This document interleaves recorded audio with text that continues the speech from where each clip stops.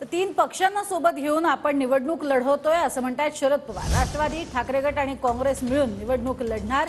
शरद पवारांकडून साताऱ्यातल्या सभेमध्ये हे वक्तव्य समोर आलेलं आहे। आता प्रत्यक्षात निवडणुकीच्या मैदानात उतरण्याची वेळ आल्याचं शरद पवारांनी म्हटलंय। 3 पक्षांना घेऊन आपण लढत आहोत।